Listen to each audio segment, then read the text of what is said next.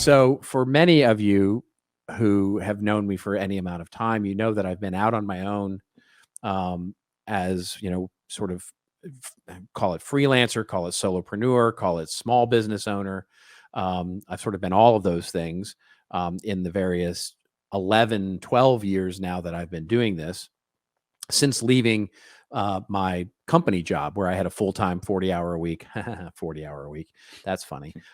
Job as a startup. I was the CMO of a startup company. I was CMO of a startup software company and a CMO of a startup web content management enterprise software company. So, read into that boring.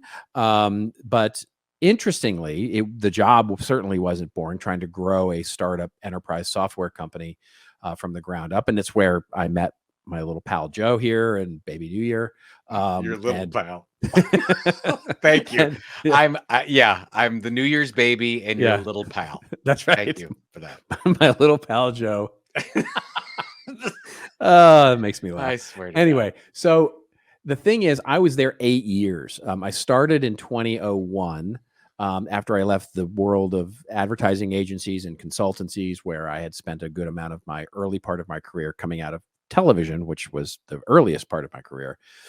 And I joined as the head of product, head of marketing for that company, helping shape the product, helping shape the marketing and the brand and everything for that company, and going through 2 rounds of Silicon Valley funding and the whole thing. And the key was that, there came a point where we moved the business really far. Like, we moved the business really well. And by the way, content marketing had a huge role to play there. Building that organization, building the team, building our skill, building ourselves as a little media company and thought leader was really rewarding and satisfying. It was hard work. It was good work. It was interesting work.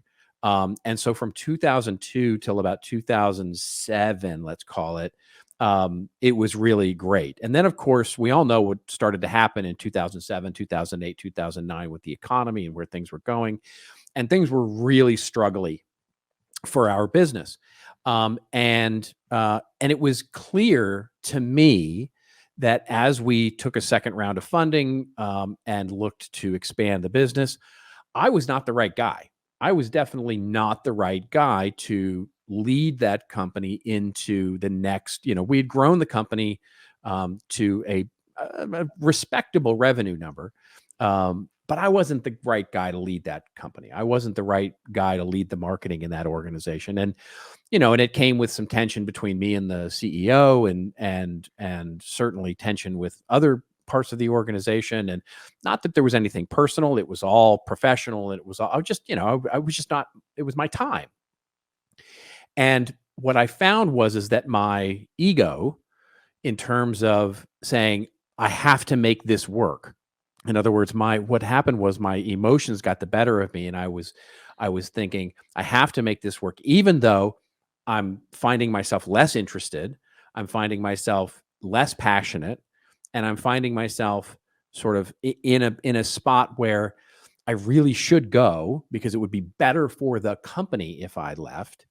And I wanted to go out on my own. I had always wanted to go out on my own. And so the hindsight sort of, you go, oh, hindsight is 2020. Well, I should have left, 3 years prior to that. And by the way, if I had done so, I knew what I wanted to do. I wanted to go out and teach content marketing and be a consultant in it and go all in. And I met this guy, Joe, and he was inspiring to me. And I wanted to do all those things, and I just couldn't do it. I couldn't pull the trigger on it because my ego was getting in the way of saying, I can't quit. I can't quit. I can't quit. I can't quit. And ultimately, it took the financial crisis of 2008 and 2009, which is a weird and ironic thing to have the financial crisis get to a point of being so pressure filled that I said, I want to go out on my own. And I remember having this conversation with my wife about going out on my own and striking out on a consulting thing. This is, 2008. You and I had the conversation. You were like, are you all in on this? And I'm like, yes, I'm all in on this. And ultimately, I made that decision in probably the worst economic conditions I could possibly find. And it felt amazing. It was the most amazing thing. And so my mistake, my sort of regret is that honestly, I didn't do it sooner. I didn't trust my gut. I didn't trust myself enough to say it's time. I should have gone 3 years earlier. It's funny because I remember all that fairly well. Yeah. I mean, it was such a help to me because I didn't want to get into consulting, and you loved it. You Yeah. really wanted to do it, and that's where I was like, we have these consulting opportunities. I'd love for you to do it because I want to focus on other things. Yeah. But so you feel you would have been 2 or 3 years ahead of the game and been able to take more of the opportunity for when content marketing was really going if you would have quit sooner? Yes, I do. I do, because I had and we've talked a little bit about this on the show before when we talked about our own sort of marketing journeys, but what I feel like I missed was the ramp up time, right? I don't feel like I missed the trend necessarily because in many ways We were pretty early. you and I created this trend in a lot of ways, which I'm super proud about, and building Content Marketing Institute and the things that we did together. So I wouldn't have missed the timing on that because it was very early days for CMI anyway. But what I missed was my own personal brand and building my personal brand up so that I was coming into our situation with a much stronger positioning than I had.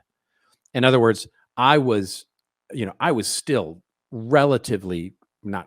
completely unknown to the world of content marketing and thought leadership in digital marketing and all of that when I went out on my own. And I would have, I would have had a longer time to sort of build that up and build some, I can still remember 2007 when I was reading your blog, trying to make the decision about going, and I set up my own personal blog and stuff like that. And I can remember, I can remember submitting to you my blog as sort of a good content marketing blog at the time.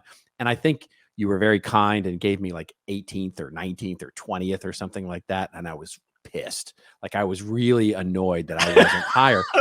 But if I had no visitors, I had like 10 posts or something like that. It was just, of course I was going to be 18th or 19th or 20th, and probably more appropriately 40th or 50th on your list. But it was people like, you were putting up like Jay Bear and Jason Falls and all those folks who were doing incredible work and had been for some time. They've been doing it for a long time. And that was the key, right? It was like, and so in hindsight, it's like, oh, I wish I could have those 36 months back where I could actually start that process in earnest and hit that trail, that social media / content marketing trend in a much stronger position.